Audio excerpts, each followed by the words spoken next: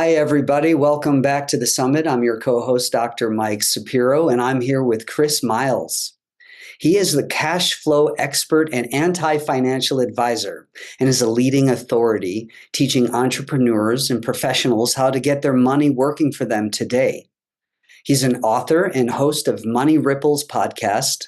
Chris has been featured in US News, CNN Money, Entrepreneurs on Fire, Bigger Pockets, and has a proven reputation with his company Money Ripples, getting his clients fast financial results.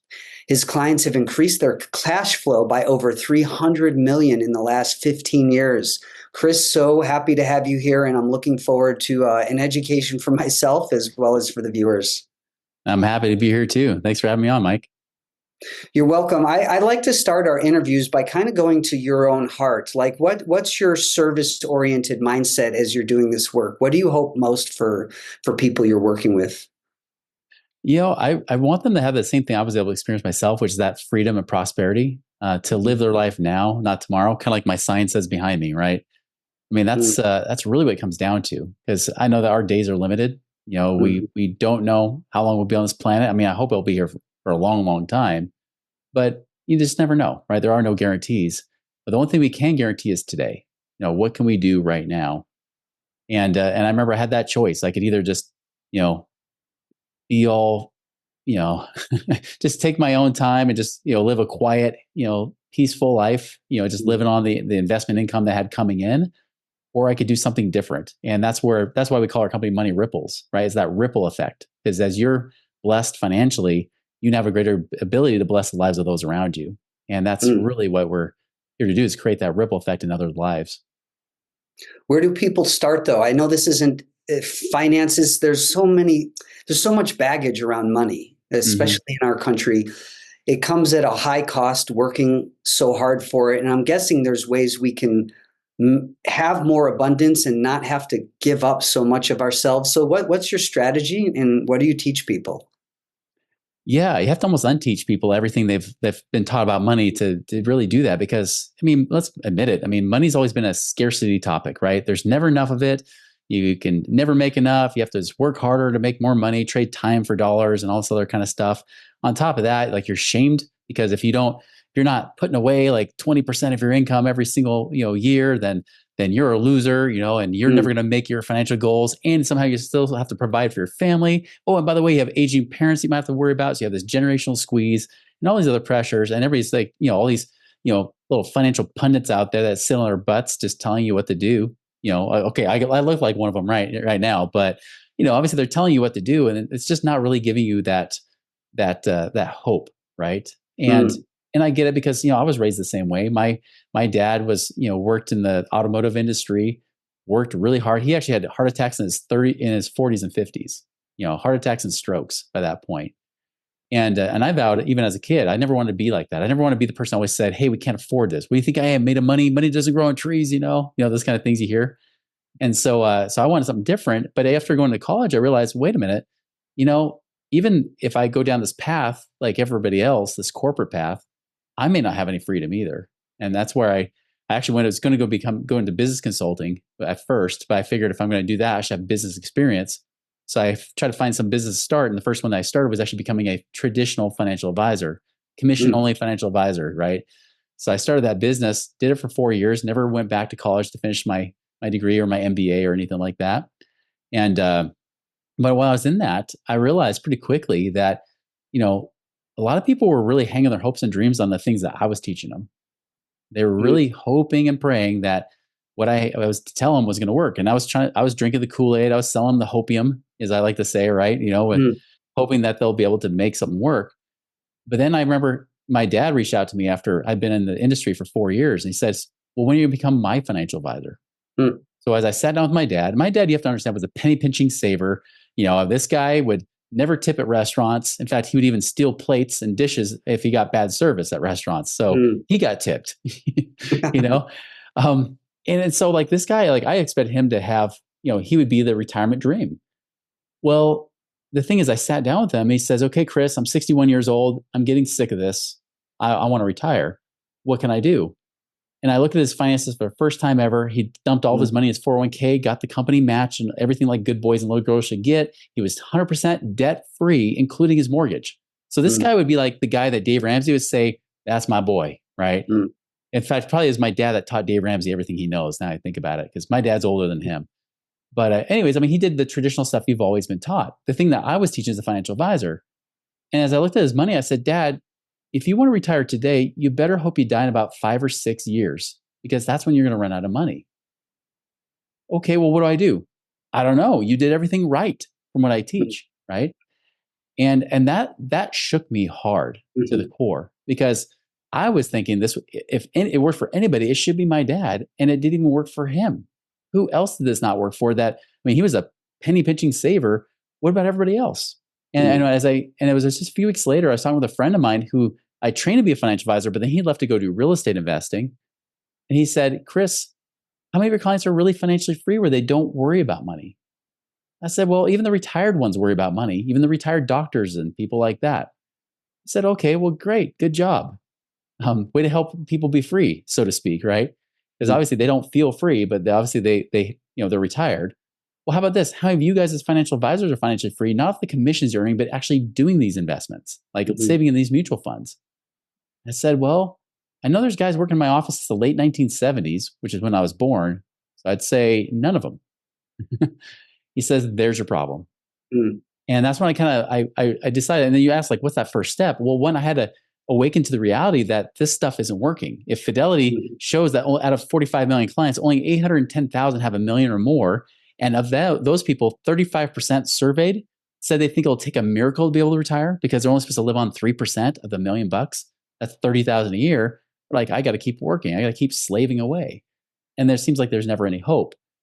But what I discovered is that if you shift the mindset away from that accumulation mentality and shift it instead to an acceleration or an income cash flow mentality, everything changes. And that's what happened with me over the coming months. As my friend said, no, check out this radio show. This is pre-podcast, like AM Talk Radio, right? In the mid 2000s. He's like, and go read these books by like Robert Kiyosaki, like Rich Dad, Poor Dad, or Who Took My Money was the one he referred me to specifically. And I started to realize it is about income. Because, like, for example, that same $1 million, if you're with a financial advisor, they'll tell you, if they're up to speed, they'll say you shouldn't pull out more than 30,000 a year if you're retirement age. If you're younger, 2% a year, right? If you're like trying to do it in your 40s and 50s. Well, that doesn't add up to much. But if that same $1 million, like, because we had a client that's out of California, had exactly $1 million bucks in his retirement plan. And we said, well, let's go look at doing things that create income. So things like rentals, like duplex rentals and things like that, which also have tax benefits. You can also do things like oil and gas. You can do things that all these alternative investments are really more Main Street investing versus Wall Street investing. You start to do these different kind of things. And the next thing you know, he's making over 100 grand a year with that same $1 million bucks. So it wasn't about trying to set it and forget it and save and compound, because that compounding interest is the eighth one of the world, until you try to take it out. And then they tell you, don't take out that compounding interest, take out less. Right. And then you wonder why people don't have a life or a lifestyle. And that's what it really is. And so you got to shift away from that accumulation mentality to a more of an income mentality. Okay, let's slow down for me and for the listeners too. So the old school thinking is we need to save as much as we can for the time we're going to retire and then live off of that. And you're saying a lot of people have been doing that and they're finding that's not enough for them to live off of when they're retirement age. Yeah, it's become very rampant, sadly. And what happens is, like, most people will blame themselves, say, well, I guess I just didn't save enough. But the problem is that I remember even early on, and remember, I've been in this industry now for about 23 years now. So, I mean, even early on, we're telling people save 10%. Well, it wasn't just a few years later that said, oh, 10% is not enough. You need to save 20%. And now they're starting to question, is 20% even enough, right? It's like, what are they going to get to? Eventually saying what I've told people, like, if you're going to do that the traditional type of saving, save 50% of your income, because that's what it's going to take, right? And that's just not doable for most people in the US, or in life in general, for that matter. So, and the reason being is because there's a few problems that happen here, right? One is you're told to set and forget it, put it away. Well, who taught you all that? They're usually either financial experts or financial advisors who all work for the same source, which are the financial institutions, the companies like the Fidelities, the Merrill Lynches, right? All these people, they're the ones offering the education. Well, why are they telling you to just put your money away forever, right? Why are they saying save as much as possible? How do they get paid? They get paid with the assets they manage, right? The more they have, they take a percentage of that money. So, of course, they're going to say, you know what? What's the best business model we can Mm-hmm. create if we want to be in business and be profitable? Oh, we should tell them to save more, right? Because that makes us more money. Two, we should let them compound it, quote unquote, just keep building it in there because the more they build in there, the more we make. And then, of course, at the end, when they come to take it out, tell them to take out less because then, one, they won't run out of money because they're in the stock markets are going like this. And so it's very unpredictable. It's not a high returning place to put your money anyways. And so they're like, yeah, do that. So then you're taking out less. And so they never lose money. Notice that even if you lose money, they never lose. They're the Mm-hmm. only ones that are not at risk. They tell you take high risk, create high returns, but they don't take high risks. They don't invest their money in the market. They invest your money in the market. You take all the risk while they take their guaranteed fees out every single month or year, right? Mm-hmm. Mm-hmm. That's the difference. And when I woke up to that realization, I said, well, this is bad. And so people, of course, they'll guilt and shame you saying you just didn't save enough, right? But they're the very ones that said save 10% or save $100 a month for the next 40 years. You'll have $1 million, right? And that's just not true because the market doesn't even return 12% or whatever they claim it is. It's closer to like 8.5 right now. And that's been really good. Mm-hmm. But they're claiming like all these overreaching returns, which you'll never get.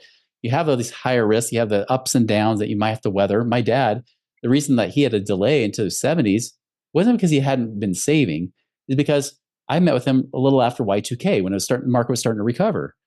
But it was just a few years later. What happens? This is 2005. 2 years later, we had the Great Recession, right? And then all of a sudden, his accounts get hammered again, and so he has to keep saving for the long haul, but that long haul keeps extending whenever there's a down market, right? So that's the kind of thing that when I realized what was happening, I remember it took me a couple months of going back and forth. And finally it was March of that next year in '06. I said, I can't do this anymore. I can't Mm-hmm. keep my integrity intact and tell people that they're going to be free. This doesn't work when it's really been Mm-hmm. proven not to work. My dad, not just being one of them, but like I said, Fidelity, when you have like only 1.8% of people having $1 million, and then even a third of that 1.8% thinks they'll take a miracle to retire, that's a bad problem. That means 99% of people are failing right now. But the way they make it up is Social Security, right? As long as Social Security is still there, I can maybe bridge the gap. I can just live on less. I can just shrink my lifestyle to fit wherever my financial ability is. And by the way, the average 65-year-old has just over 300,000 saved up in their 401ks.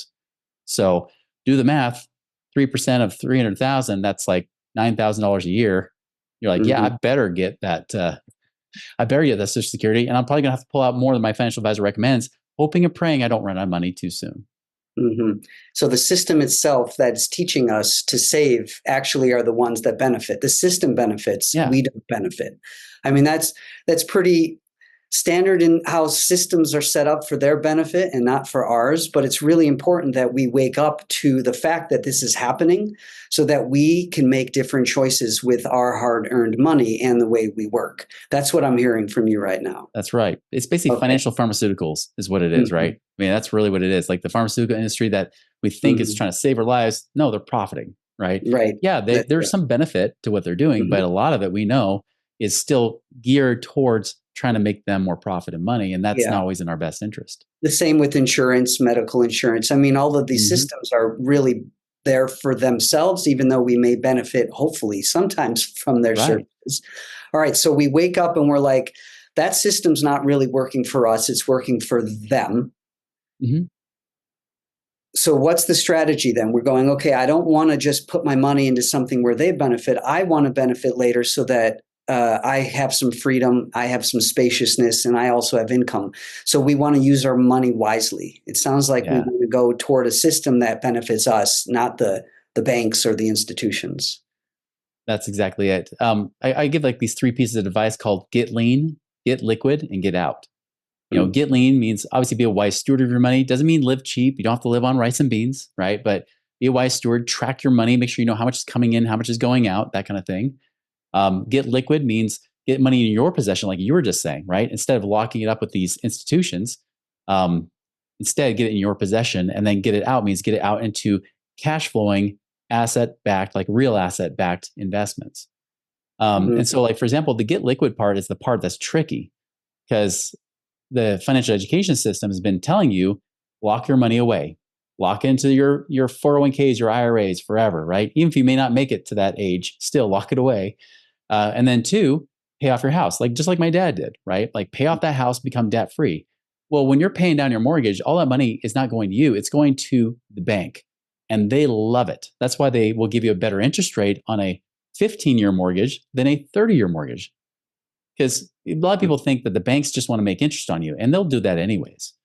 But the truth is that if they really want to incentivize you to be in debt longer, they would say, you know what, let's give them an interest rate break on that 30-year mortgage. Let's give them a little break on that because they all know we're not complete idiots. When it comes to do I want to pay 5% or 3%, usually we'll say I want 3%, right? I want to pay less. They know this. They bank on it, literally, no pun intended.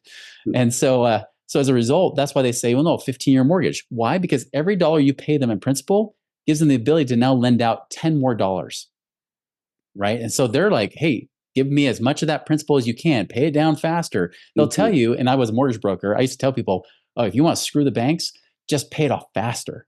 And the banks were like, thank you. That's Mhm. awesome. Because now we just make more money because it just created speed for us. We get more money back. We're at less risk because you're paying down your mortgage. Even if you get down to the last payment, you can't pay us anymore. We can foreclose and take your property. And by the way, the more equity you have, the faster we'll probably foreclose on your property and take it from you, right? Versus those that would say, oh, yeah, you're over leveraged. I don't want that property, because keep it. Let's see if we can negotiate something. So all the things we've been taught to try to create financial freedom, as they say, has really been lock our money away and put it in the bank's or the financial institution's possession. When you get liquid, yeah, you can still hold it in the bank, but it doesn't mean you lock it away for 40 years, right? It means I got this money in my possession. I even use a strategy called infinite banking that I use, where I use insurance companies, but I use it so I can get paid tax-free, higher returning yields, and I'll get in a high yield savings account. I'll do things like that, still have control of my money. So there's things you can do that way to get liquid. And then people always say, well, now that money's liquid, what do I do with it? And that's where we could put it into different investments. So for example, I mean, I've had a couple different calls today, but one client, she said, okay, I just got laid off. They offered me a severance package. Um, and I've got about $250,000 in my retirement account. What could I do? Now, I'm not an investment advisor, right? I canceled those licenses back when I left the financial advising industry. I still hold one license, but not all of those licenses. And so I told her, well, I can't give you investment recommendations, but what you could do instead is, what if you became the bank instead? What if instead of you, like banks borrowing money, or lending you money, what if you lent your money to real estate investors and then you're the one that has the mortgage on that property? Say that they're trying to buy a property for cheap, they want to renovate it, they need cash for it. You get that property, you basically become the mortgage lien holder. You're on title. If they don't pay you, you take the property back and say that they want 200,000 from you, but the property after it's repaired is worth 300,000. Well, if they don't pay you, one, they want to pay you because they want to make sure they can make their profits. But if that investor doesn't pay you back, great. Guess what? Worst case, you foreclose on them, take the property back, and then you sell it, get your money back, and then some, right? Just like All a right. bank would if they foreclosed on you. You can do Can we that. slow down? Can we slow down for a sec? There's a lot Yeah. of interesting information here. What, in essence, you're saying be smart with your own money and essentially be in charge of what you do with your money and Hmm. the potential of the money rather than allowing banks and institutions to use your money's potential. You're saying we should be using our money's potential. That's right. Okay. Absolutely. It's I mean, I know my this is idea. normal for you. It's not for most of us, right? That's right. So I do want us to slow down in a way so that we can really process the kind of paradigm shift that you're asking us to make in our minds. Yeah. And so the most simple we can do is saying, okay, you're really saying that the get liquid piece is you should be the king and queen here, not the banks and not the institutions. You get to decide what to do with your money, and the power of investments should come back to us, not to the institutions. Right. Yeah. Get that money liquid so it's in your power and your control, then get it out and getting that money to pay you rather than just locking up with them. right? You can do your own things privately. You can do your own things. See, I think that might be a new idea for me. It Yeah. is for me. I'll tell you, I grew up with a father who was in the money banking, world banking system, and I don't think this is his approach either. And Mm-hmm. so this is a really new, interesting paradigm to think, wait, we have autonomy here. Many of us, I don't think, feel we have autonomy in a system like credit cards and health insurance. We often feel controlled by these systems that are Yeah. essentially using us for their benefit with our health and with our money. And you're Mhm. saying we don't need to do that. We can be the ones who are in charge of our own money and how it's used. That's a fairly Yeah. a new paradigm. It is for us, right? I mean, it's funny because what I'm talking about is actually the oldest paradigm around.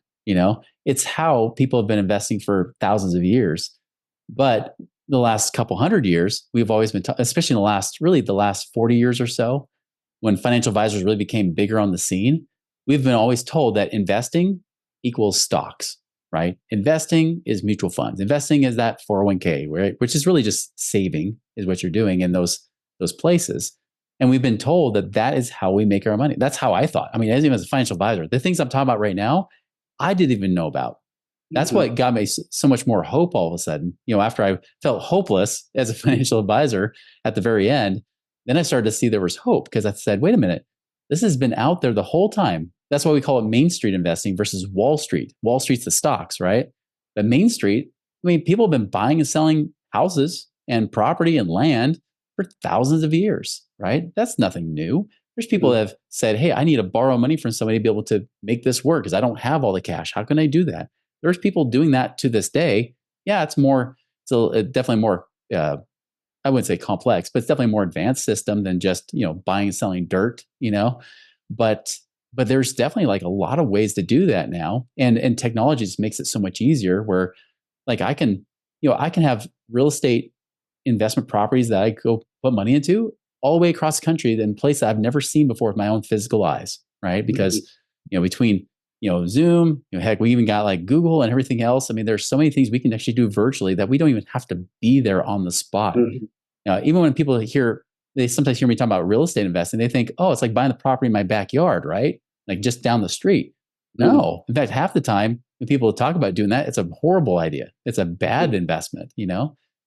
But instead, we're talking about like, well, what could we be doing? So yes, we could buy those rental properties, but I mean, I live in the western half of the United States.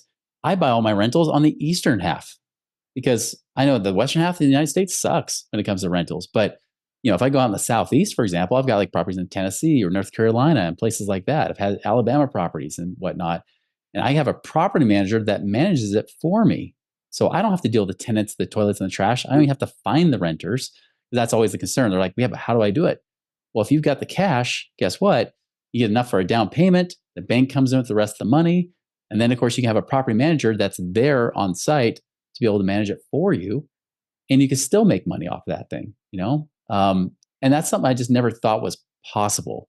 Mhm. Even 20 years ago as a financial advisor, I thought you literally had like babysit and deal with the property. And that was the only thing I knew about real estate. I didn't realize, wait, I can lend my money to a real estate investor. They'll pay me 10, 12, 15, 20% a year possibly. That's crazy. That's way more than I make in the stock market. And there's a real asset there, right? I could do that. I can lend them money, let them use it, and then they pay me on those returns. That was eye opening for me, especially when I realized, like I was sharing with a client today, with that quarter million dollars, $250,000, if she invested that even with one of these guys, pays her 12% a year. That's 1% a month. That means her 250,000 pays her $2,500 a month. That's way better than I was telling people as a financial advisor saying, hey, if you got a quarter million, you can pull out 7,500 a year, not Mhm. 2,500 a month, right? Way different scenario, pulling out 30,000 a year versus 7,500. So, and that's the thing. Like, there's so many options that we just don't realize are out there. Does that mean she takes that money out instead of putting it in this Roth or something or the Yeah, SEP, and she's actually using that money in real time? yeah. In her case, she is. But I do have some people where they have like their old 401ks, not their one with their current employer because you can't do anything with that money. It's locked away from you. But when you leave a job, whether you change jobs, you get laid off, which has been happening a lot more lately, despite what the news has said that nobody's unemployed right now. It's bull. But when people get laid off or they change jobs, you can move your money over from a 401k to what's called an IRA, right? But what most people don't realize is that they think, again, IRA still goes into mutual funds with that financial advisor. Well, you could do what's called a self-directed IRA, which means now that money, you still put it with a custodian, like a financial company, but you're the one that determines where that money goes in to be invested. And you can, yes, literally invest in all these things I've been talking about. Like you can invest in everything except for artwork and wine. Hmm. That's pretty much it. Everything else you can invest in IRA. So you can even still have your old 401k that you can make into self-directed IRA and still invest in all these things backed by real estate or other types of investments that way. I wonder, I'm sitting here feeling a little like this feels like a lot of work. My mind is not working this way just yet.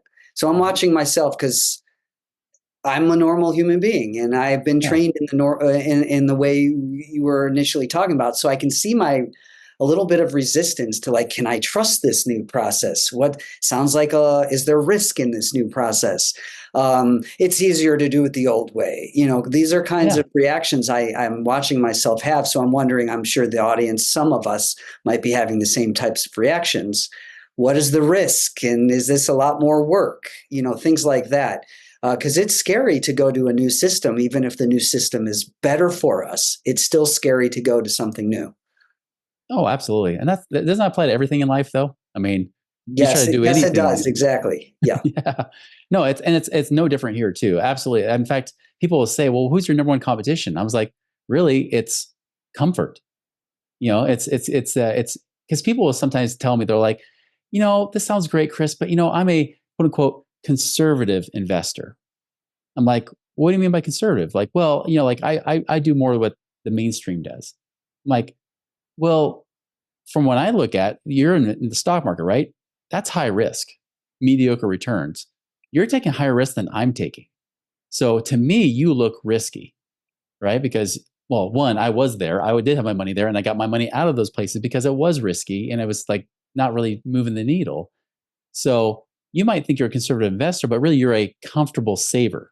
That's what you really are. You're comfortable Mm. because that's what everybody else is doing, but that doesn't mean it's good. You know, we see a lot of people how they eat today, and you think, oh, that's fine. I'm not sick. Yeah, but you're not well. And the country Mm. is getting sicker because people think I'm even cooking my own meals. Yeah, but what kind of foods are you bringing into your house? How those foods been, you know, essentially how they have toxins in them you didn't even realize had them, GMOs, everything else, right? Like that kind of stuff, which by the way, I lost 30 pounds once I learned about organic and non-GMO, and all of a Mm. sudden my weight dropped. I'm like, whoa, what was that? It was unfamiliar to me, but and it was more expensive even, right? But once I started to do it, I realized that investment in my health was more than worth it. And so you're right. Like with the financial side of these things, they'll say, "Oh, this sounds risky." Well, just Mhm. know there's tens of millions of people in the country that are doing it this way. But the reason you're not hearing about it is because you don't necessarily have people out there like big financial institutions that literally spend billions of dollars sponsoring your favorite football teams, games, and everything else on TV, Super Bowl ads, and everything else. They're the ones in your face all the time. They're the ones that have the army of financial advisors, literally tens of thousands, if not hundreds of thousands of financial advisors telling you the same thing over and over. Where Mhm. us, we're just doing it. you know Mm. um, so now coming back to risk, is there risk? Yes, there's always risk in everything. Anybody who tells you otherwise is selling you crap, right? There's always risk. Yes, things can always go wrong.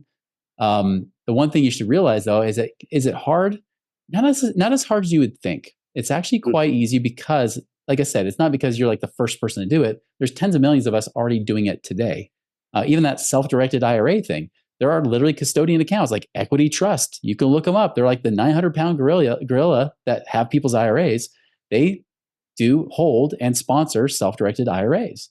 So you can actually Mm. keep your IRA with them. Yes, they'll charge you fees, of course, like every other financial institution will, but they'll at least let you manage your own portfolio, right? You can do your own stuff. So now you can, I mean, really a simple Google search, and you could probably figure this all out on your own. It does help sometimes. That's why we kind of came in the marketplace. That's why I don't ever retire, because I can't find anybody who can do it well. That's why a lot of Mm, times we help people and guide them along that process. If they're trying to figure it out, make it a lot easier because the hardest thing really is one, how do I, where do I get my money to invest? Two, and where do I invest it? Right. And who would I invest it with? And that's a lot of times what we help people address and do that kind of thing. mm, But ultimately, yeah, I mean, you could still figure it out on your own like I did. It was messy. It took a little while, and eventually I figured it out, or you can have somebody else guide you along and speed up the process. mhm. Yeah, I want to go back real quick for the audience and for us too. As a clinical psychologist, most of what I do is help people make changes. Mhm. And we're actually really comfortable in the familiar, even if the familiar is painful, even if it's, if we're used to dwelling in things like shame or depression. Mhm. Not that we want to, but we end up staying there. So making a change does take courage, and it does take bravery, and it is very uncomfortable to move into something new, especially when it has to do with finances. And so many of us are trained to be afraid of money, actually, to That's feel right. dominated by it rather than to really use it as something like our own. So how do you help people make the mind shift?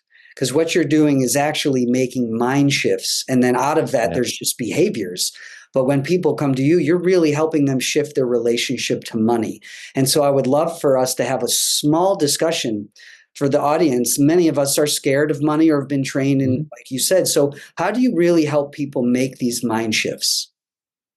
That's where we start with principles first and then Mm, practice second, right? And you kind of notice, I mean, in psychology, it's no different. I mean, there's definitely like certain principles that have always have withstood the test of time, and then there's strategies too. There's tactics, which may or may not work situationally, depending on the situation. And so we focus on principles first instead of just the practice.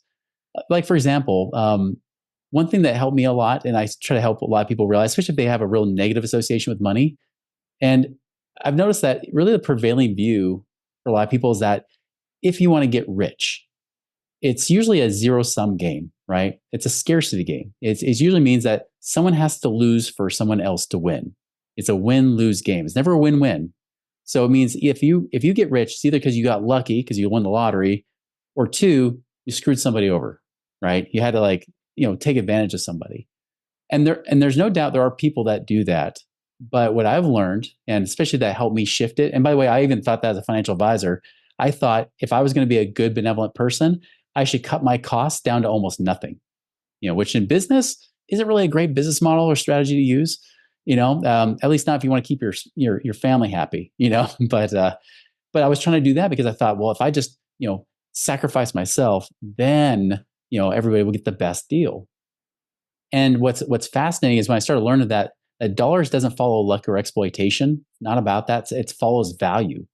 How do you provide a win-win for people? How do you provide a service, provide a solution for people in such a way that they want to exchange money for that solution or for that service? And that service could be your job, right? You're literally paid. I mean, even when if you get paid hourly, do you realize that you're really just paid like anybody else, like a business owner? In fact, if you're paid hourly, the employer actually thinks you're worth more than that per hour, but you also think you're worth less than that per hour, at least given the situation and circumstance, which is why you're willing to accept that wage. So the one thing we can agree upon is that the one thing you're not worth is whatever you're being paid per hour or per year, right? Because it's the only thing you guys could agree upon that was different. They think they value more, they would never pay you that much. You value it less, or you would never accept it. And so the biggest thing is when I realized it wasn't about just having the right relationships or having another degree or anything like that. It was always about how do I provide value for people? How do I provide solutions or solve problems? That's when all of a sudden money became formulaic for me. Like making money became easier. And that even applies in investing too. Like even when I look at investment, how is it really providing value or service to somebody? It's not just throwing money at something, right? I've avoided so many financial scams just by asking that simple question. Like, wait, how does this actually really work? Where's the real value here, right? What makes this thing tick? And and when people start to realize, oh, this is formulaic. If I want to make more money, I just got to figure out how to serve more people and create more value for them. How do I go about doing that? How do I focus on that instead of feeling entitled to getting another raise at work or wherever it might be just because inflation's going higher? No, you're not entitled to jack squat. You're entitled to delivering value and service in a way that people will be willing to exchange money for that, plain and simple. So when I shifted that, and that's what happens for a lot of our clients too, that once they shift that, then all of a sudden it becomes a little bit easier. Funny enough, even on the investing side, because then you realize, oh, there is a cause and effect to everything, and so that's kind of a good place to start, especially if you have that Mm, negative connotation with money. Because even if I showed you all the strategies and answers to help you become financially free, if you think that rich people are evil, guess what? You're not gonna do it. You're gonna subconsciously somehow sabotage your results and say, "Oh, this just doesn't work." No, mhm, you're just scared of the result. I have people that actually are scared, more so with my clients now. They're not so much scared of having more money to be evil. They do worry sometimes about being a target. They mhm, feel like, well, if I have more money, maybe people will target me more. Maybe they'll hate on me more because definitely being wealthy is not a good thing in America today, at least not from a perspective, from that viewpoint. mhm, But also being, like it could be a lawsuit target or whatever it might be. But now what I'm seeing more is that some people are actually scared to become financially free because they didn't think they could do it so quickly. mm, They just thought it was always going to be a someday thing. Maybe they'll eventually get there in their 60s or 70s, and they're just hoping they'll be healthy enough to enjoy it at that point for however many years they have left. But when I started showing them, hey, you could probably be financially independent where your work optional means you work because you want to, mhm, not because you have to, within the mhm, next 5 or 10 years, some of them freak out mhm. because they don't know what to do with that freedom when it's given to them, Right. right? Mm, And as a result, what ends up happening is sometimes they'll even sabotage the results just to delay it longer, so they don't have to make that what's my next step in life decision. Because some yeah. I want to keep working, but others are like, I don't know. I don't know what I would do if I weren't in this job because this is my role. This is how Mm, I see mhm. myself. I don't see myself as anything else. It's like professional Yeah, the sports players. They don't know what to identity. do after they retire from the NFL.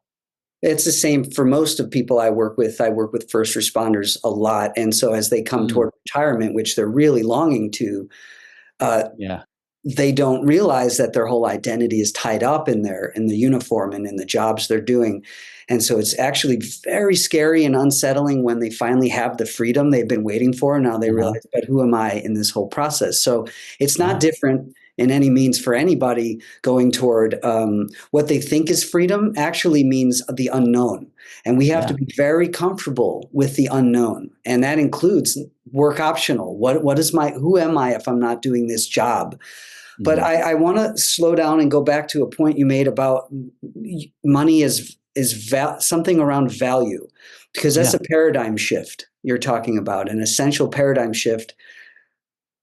Can you slow down and really explain again what you mean by what we're investing? We're investing. It sounds like there's benevolence here. It sounds like there's some kind of idea that we want everybody to succeed, that we all want Mhm. to have better value in our lives. So my investment has to have some of that built into it for it to work well. What do you mean by that again?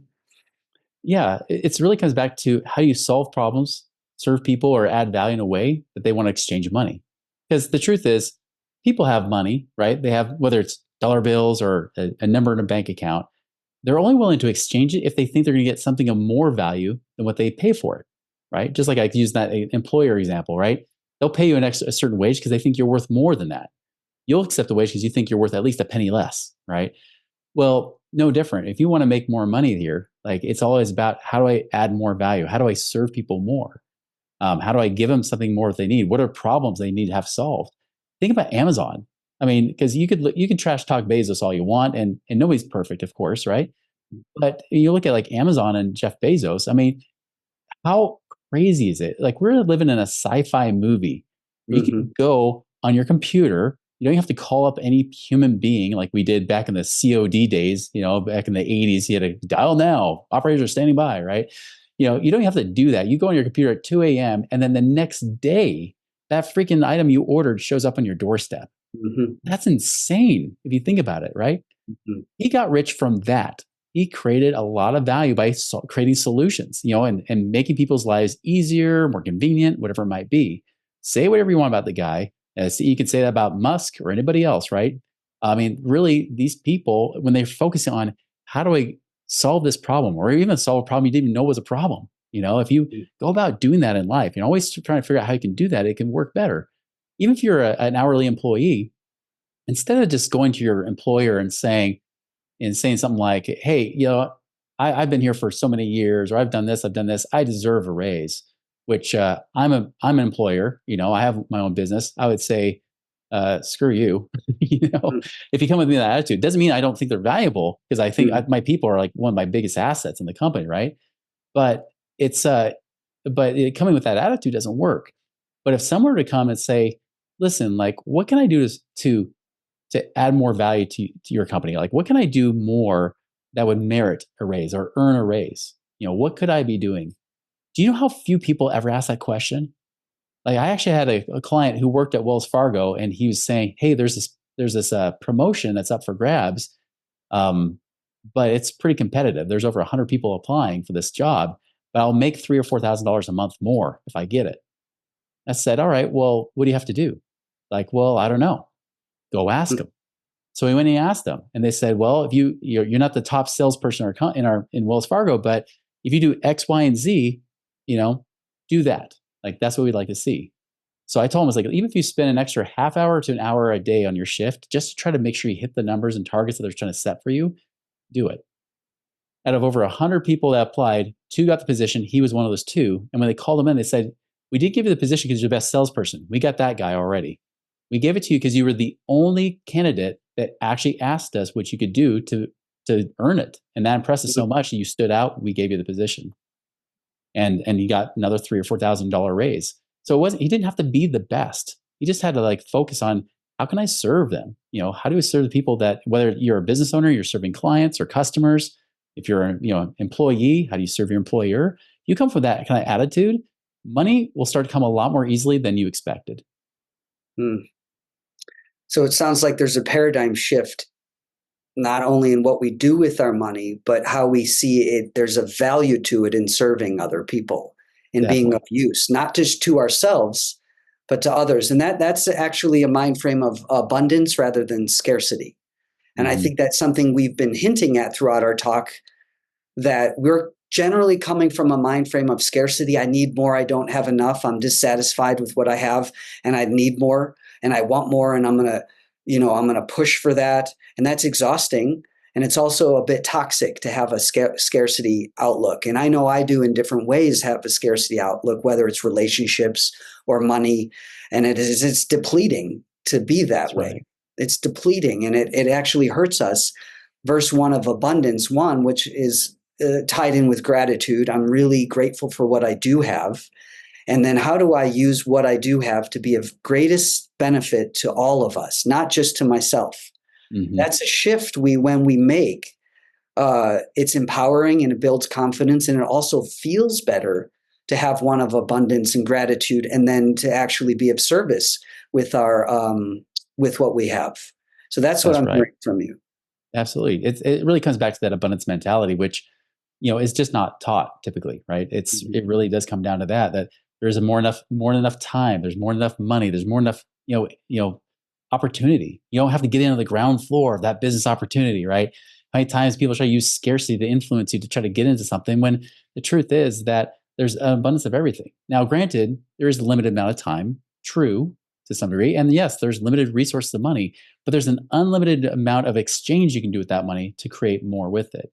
That's why we also teach about stewardship, which is like the only abundant mindset with money. Because the spender, we already know it's easy come, easy go, and there's never enough of it, so they have to keep making it. But the savers are also in scarcity, because the savers, they'll hoard it.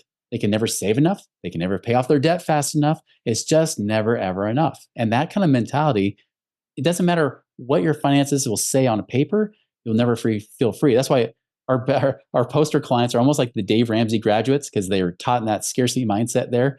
And then they come to us saying, I got $3 million net worth and I have nothing to show for it. I have no income coming in from that. Like, what was the whole purpose of paying off my house and having all this money? And now I have nothing coming in. I'm stuck. And that's why we teach more about, instead of a spender or saver mindset, it's a steward mindset, right? It's, what's the highest and best use of this money? How can I use it in a way that can, yes, provide value, but more importantly, like, what can I do to actually help it improve and grow? Kind of like in the Bible, they talk about the parable of the talents, right? The three servants that went out with the money, the one that had one buried it, didn't do anything with it, paid off his debt, but was cast out and given to the guy that made 10 from his five because he was a better steward.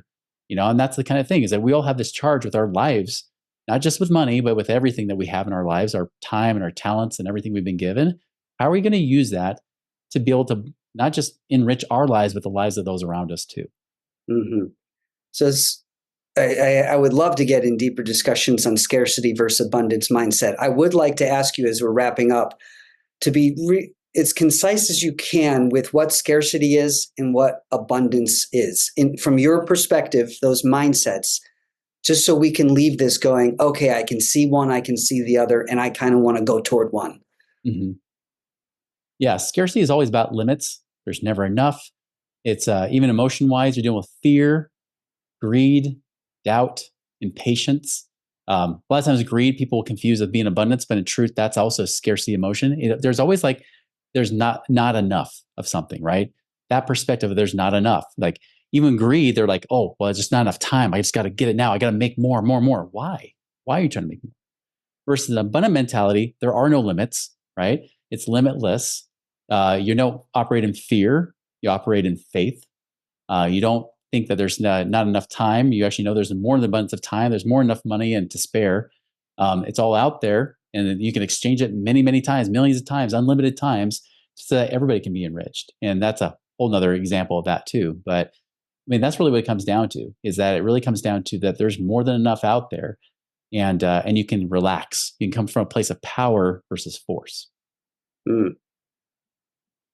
Okay. And I'm thinking, even as a Buddhist monk and clinical psychologist, how much fear and scarcity mindset even arises in me for a variety of things. So I know for a lot of us listening, we were trained in scarcity, especially if we come from traumatic backgrounds or poverty or backgrounds and ancestry that we had to fight to live. It's kind of baked into us. So you're providing an outlook that moves us out of that into one of faith, gratitude, and abundance. And I know this is a shift we're trying to make with our series in a variety of ways, with our own health, with money, with our emotions, with our relationships, because we want us all to thrive, and we have to get out of fear mindset to thrive. And you're saying there is a way to do that, especially in relationship to finances. So I appreciate the shift you're making for all of us. As we end, just give us one sentiment of hope. Talk right to all of us. Give us one sentiment of hope that we can go toward thriving with.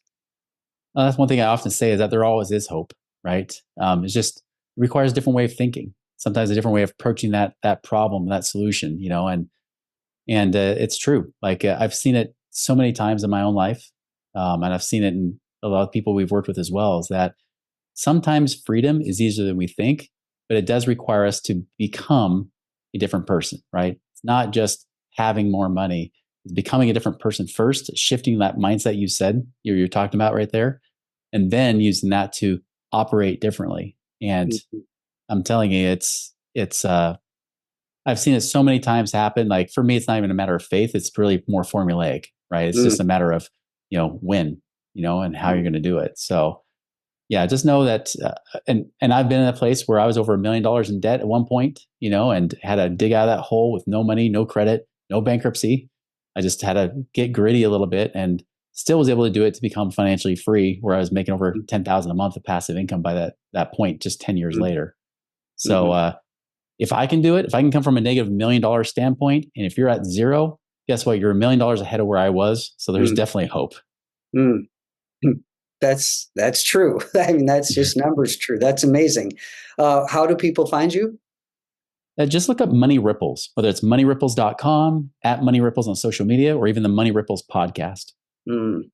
Awesome. Well, thank you so much for coming in and giving us a mind shift and a perception change, a paradigm shift.